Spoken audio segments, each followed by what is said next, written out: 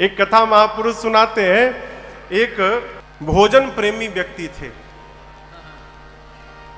मैंने उनका जन्म सिद्ध अधिकार था भोजन करना। प्रातस्मरणीय पूज्य राजेश्वरानंद जी महाराज इस कथा को सुनाते थे। घर में भोजन करने बैठ जाए, खाए तो बंदे न करे, घर वाले इशारा करे, थाली पटके वो सिर नीचे करके शुरू है तो उठने का नाम न ले। जब कोई आवे रोटी लेकर तो बोले दाने दाने पर लिखा है खाने वाले का नाम। तो रोटी वाला बोले तुम्हारे लिए दाना दाना नहीं है, बोला करो बोरी बोरी पर लिखा है खाने वाले का नाम। तुम दाना भर खाते हो। एक घर में गया खाने के लिए, लगा खाने, घर वाले खिलाते रहे। बोले अरे पानी भी पी लिया करो बीच में।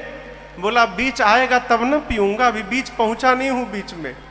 इतना खाता था।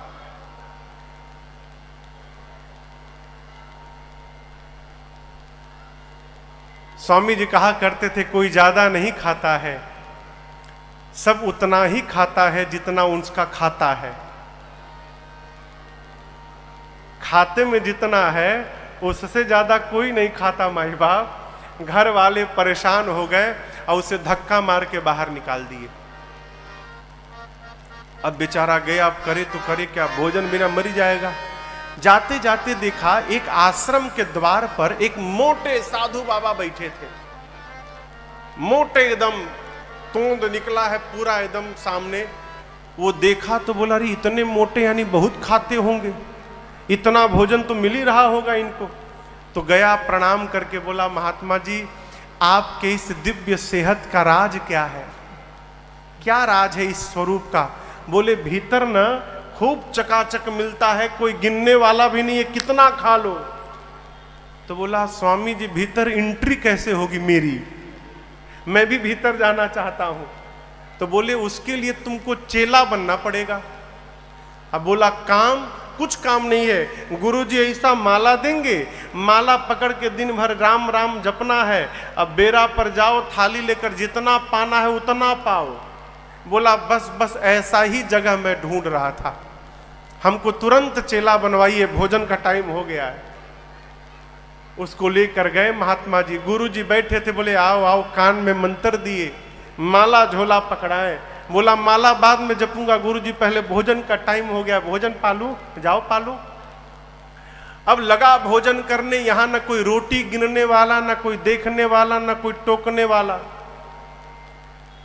खूब आनंद से भोजन करे, पड़ा रहे। लेकिन खुशी अधिक दिनों तक नहीं गई माई बाप। एक दिन सवेरे जलपान के समय गया तो जाकर देखा कि भंडारे में कुछ बना ही नहीं है। तो पूछा भाई आज टाइम हो गया जलपान का।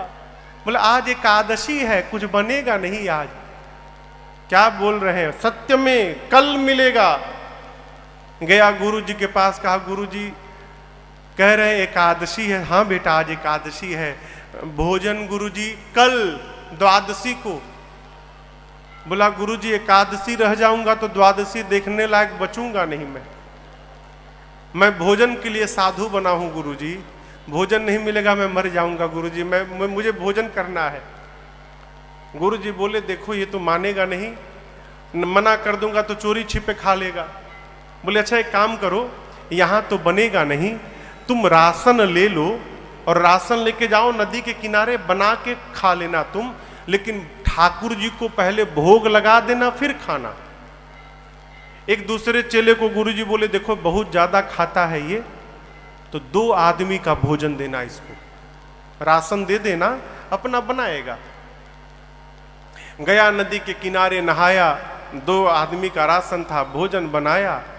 अब बनाने के बाद गुरुजी की बात याद आई कि भगवान को भोग लगाना। सामने रखा, कहा राम जी भोग लगा लीजिए फिर मैं पाऊंगा। घंटों रटता रहा, भगवान आए ही नहीं। बार बार कहता है, यहां स्वामी जी एक भजन गाते थे, कहता है अरे मेरे राम आइए, प्रभु राम आइए, मेरे भोजन का भोग लगाइए।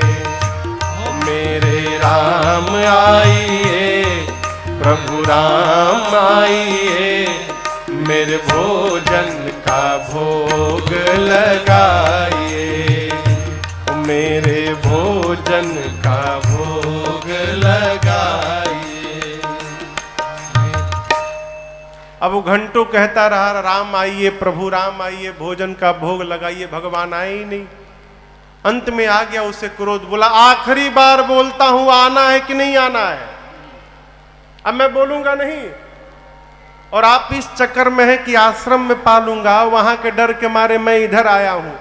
वहां के भरोसे बैठोगे तो ठन ठन गोपाल हो जाओगे, वहां बना ही नहीं है आज। इसलिए पाना है तो सीधे आके भोग लगाओ, नहीं तो मैं शुरू कर दूंगा। अब जब ऐसे बोला भगत, तो आपको बतावें उसके सामने भगवान साक्षात प्रकट हो गए हो, प्रकट हो गए। लेकिन आप तो खुशी में ताली बजा दिए, वो खुश नहीं भया, वो दुखी हो गया। क्यों? बुलाया था राम जी को, आ गए सीताराम जी, दो लोग आ गए। अब वो देखा दो आदमी का भोजने है, दो यही आ गए तो हमारे लिए क्या बचेगा। बोला आप दो लोग आ गए? राम जी बोले हम दोनों साथ में ही रहते हैं। बोले गुरुजी तो नहीं बताए थे, बोले थे राम जी को भोग लगाना। अच्छा अब आए हैं तो पा लीजिए। मैया और भगवान पाए, थोड़ा सा उसके लिए छोड़ दिए, बेचारा आधा पेट पाया। बोला ये बताइए अगली एकादशी को भी आप दो ही लोग आएंगे ना? अभी बेचारा कंफर्म कर लिया अगली एकादशी का। राम जी बोले हाँ बस दो लोग, और कौन है? गया, अगली एकादशी आई तो गुरुजी से कहा गुरुजी आप कहते राम जी का भोग लगाना, सीता राम जी दोनों आए थे, मैं आधी पेट खाया गुरुजी, अब की बार 3 लोगों का राशन दीजिएगा। गुरुजी सोचे लगता है भूखा रह गया होगा, बहुत खाता है ना। बोले अच्छा ठीक है चलो इसको 3 लोगों का राशन दिया जाए। गया, बनाया, बनाकर फिर बुलाने लगा, अरे मेरे राम आइए, मैया साथ लाइए, मेरे भोजन का भोग लगाइए, मेरे राम आइए, मैया साथ लाइए, मेरे भोजन का भोग लगाइए, मेरे भोजन का भोग लगाइए, प्रभु भोजन का भोग लगाइए। जैसे बोला प्रभु सामने आइए, मेरे राम आइए, मैया साथ लाइए। प्रकट हो गए कौन? राम जी, सीता जी और लक्ष्मण जी।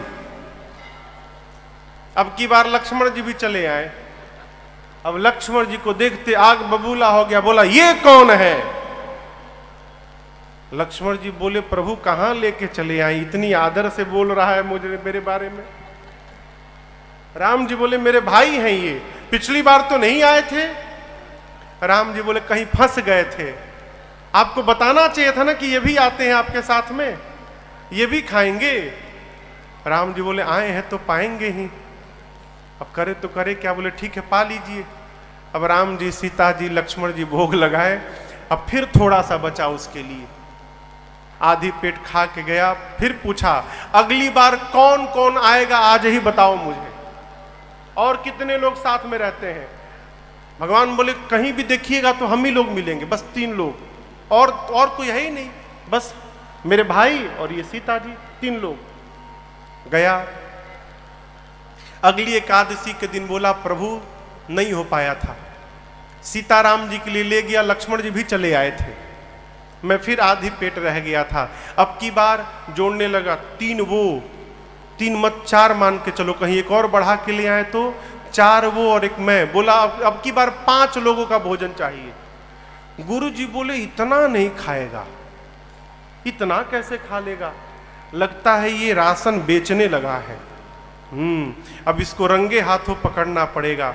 गुरुजी उससे कुछ नहीं बोले और दूसरे चेले से बोले इसको 5 लोगों का राशन दिया जाए। राशन लेकर गया और उसके पीछे पीछे गुरुजी चल गए छिप के कि देखूं तो करता क्या है ये। जाकर गुरुजी एक पेड़ के पीछे छिप कर बैठ गए। ये गया, स्नान किया और स्नान करके आज भोजन बनाया नहीं, बनाने के पहले ही बुलाने लगा, क्यों? देख लूं कितने लोग आ रहे हैं।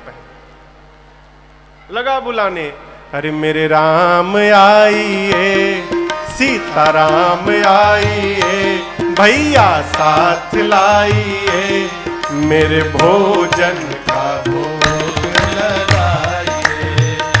ओ मेरे राम आइए, सीताराम आइए, भैया साथ लाइए, मेरे भोजन का भोग लगाइए, मेरे भोजन का भोग लगाइए, मेरे भोजन का भोग लगाइए।